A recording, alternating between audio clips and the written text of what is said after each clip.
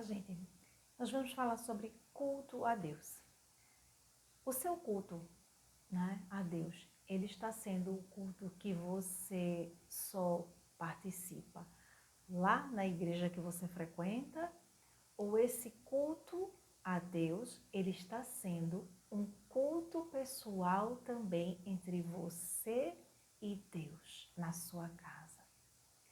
Porque quando a gente fala assim de culto, né, é aquele momento que você reserva para que você tenha um momento de adoração, de louvor, né, de leitura e estudo da palavra de Deus, que você ouve, né, uma mensagem que possa vir ali da parte do Senhor para acalmar o teu espírito, para falar a tua vida. Você ser permissivo para que o Espírito Santo ele venha falar com você. Mas isso não se restringe só às quatro paredes da igreja, né? Eu costumo dizer que o culto mais importante que você participa é aquele que você faz com você mesmo. E olha que eu não estou nem falando, né, daquele que a gente faz o culto doméstico em casa, porque ele você faz com os outros participantes da família. Eu estou falando do seu culto pessoal a Deus, aquele que está lá, ó, em Mateus 6:6, que diz assim, ó: mas tu, quando orares, entra no teu aposento, que é o teu quarto, né? Porque algumas traduções são diferentes. E fechando a tua porta, ora ao teu pai que está em oculto, e o teu pai que te vê secretamente te recompensará. Olha que coisa linda. Esse versículo ele fala assim totalmente, né?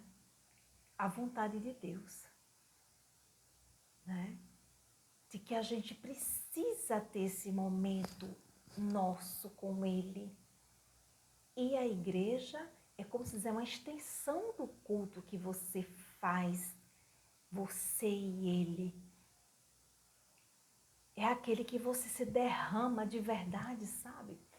Ontem mesmo eu participei de um culto que quando eu cheguei, né, eu vinha conversando com Deus assim no caminho, e quando eu cheguei na igreja, a minha vontade foi de só ajoelhar e chorar aos pés do Senhor, me derramar ali, sabe, verdadeiramente. O problema é que quando eu choro, né, eu fico muito vermelha, e aí eu não deixei de fazer isso. Eu disse, olha, eu vou me derramar, porque meu espírito, ele clamava por isso. E aí, quando eu dobrei os meus joelhos, aí eu me derramei, sabe? Aquela oração que geralmente você faz assim, 1 minuto, né? Você ora assim, apresenta a Deus ali a sua vida, que você chegou ali para adorar, e depois você levanta. Mas aí eu passei muito tempo lá de joelho. E mesmo lá, o culto acontecendo. E eu lá, me derramando. E eu disse, Jesus, eu preciso de ti, Senhor, e eu preciso soltar, sabe? Eu preciso me derramar. Eu necessito disso. E aí eu disse, e por um momento disse, Senhor, eu acho que eu deveria ter ficado em casa e ter feito isso ali, como geralmente eu faço, né? Entre eu e ele. Mas aconteceu de que quando eu estava no caminho, né, me direcionando à igreja, eu senti esse desejo, essa necessidade da minha alma de fazer isso. E quando eu me levantei, todo mundo olhava para mim, né, porque com o rosto todo vermelho, né, com os olhos inchados de chorar. Mas sabe aquela coisa assim que você se sente tão bem depois que você faz isso, porque você faz, nossa. A Bíblia diz que o Espírito Santo, ele intercede por nós com gemidos inexprimíveis. É exatamente nesse momento, quando a gente não consegue orar, a gente não consegue dirigir alguma palavra, que a gente se derrama, o Espírito Santo, ele vai e se dirige ao Pai, a Jesus Cristo, como se fosse a gente orando. Olha que coisa mais linda, meu Deus, que coisa maravilhosa. Então, assim, essa questão de que, eu fui para a igreja e eu já paguei a minha cota, já participei do culto, então eu estou quite com Deus. E eu não vejo dessa forma, sabe? Eu digo que o culto da igreja é só a extensão, mas o melhor culto é aquele que você faz dentro da sua casa, que você ali, em secreto, você busca Deus e você fala, você se derrama e você tem intimidade com Ele, que é o seu culto pessoal, que você oferece para Ele, sabe? Que você o faz não para que as outras pessoas olhem, mas sim, né? Porque você deseja adorá-lo, reverenciá-lo como seu único Deus.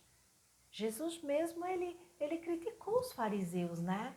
Porque os fariseus eram pessoas que estavam nas sinagogas, né? Que eram as igrejas, né? De antigamente, na época de Jesus. E eles ficavam ali, né? E oravam assim no meio das pessoas para dizer, olha, nossa, como ele é santo, como eles são religiosos e tal, né? E Jesus criticava, porque Jesus chamava ele de hipócritas, sabe? E não é diferente no tempo de hoje.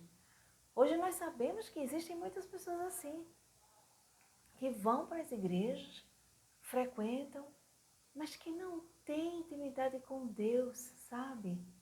Que vai e diz, não, eu já fui, já paguei ali e tal, mas não tem aquele tempo. Não estou falando isso que eu faço isso mais do que ninguém, tá, gente? Estou falando humildemente isso, porque essa palavra volta para mim também, para que eu me policie cada vez mais a não negligenciar com esse momento, porque eu tenho um momento de devocional, aquele momento devocional é aquele momento que você faz todos os dias, né?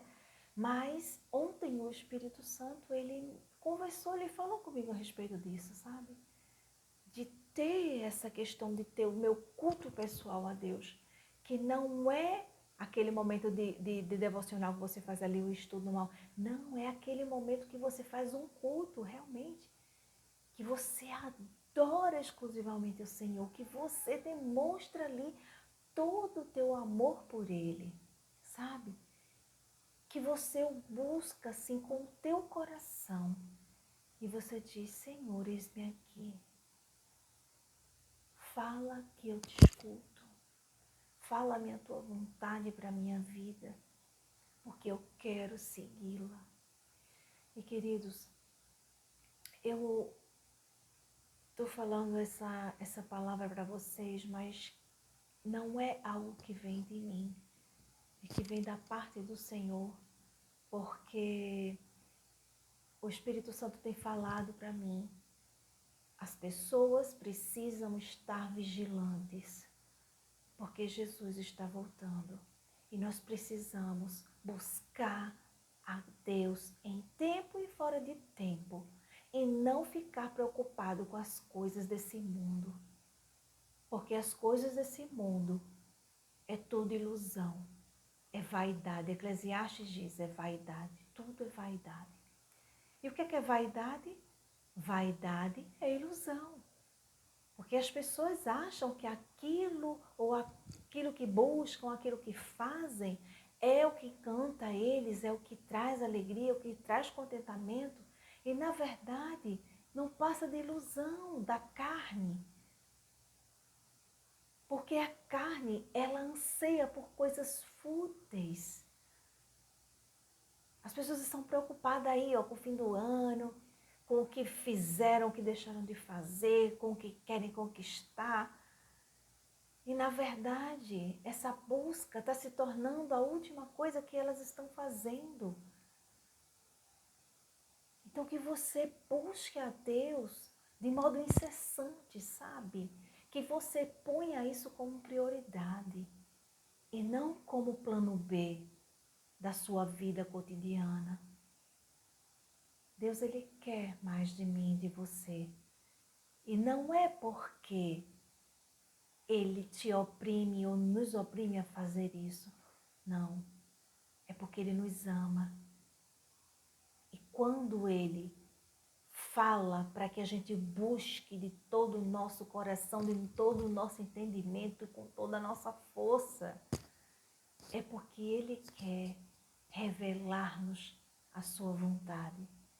E a gente só conhece a vontade de Deus mediante a intimidade que a gente tem para com Ele. Por quê? Porque a gente não consegue ouvir, a gente não consegue estar sensível à voz do Espírito Santo se a gente não busca a intimidade com Deus.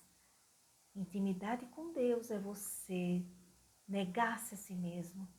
É você dizer, Senhor, eu tenho as minhas necessidades, as minhas falhas, os meus anseios, mas eu sei que Tu és prioridade na minha vida.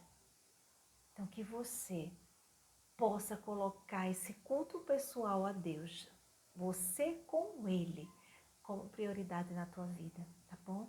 Que Deus abençoe, que você possa compartilhar isso com outras pessoas para incentivar, para que as pessoas possam lembrar-se que ser cristão não é só ir à igreja, mas é também viver a Cristo, principalmente dentro do seu lar. Porque aí também é onde sua casa, ela passa a receber a presença do Espírito Santo, porque você está convidando ele todos os dias para fazer parte da sua vida, tá bom? Então que Deus abençoe você e que você se lembre, Mateus 6:6, tá bom? Que Deus abençoe você e até a próxima.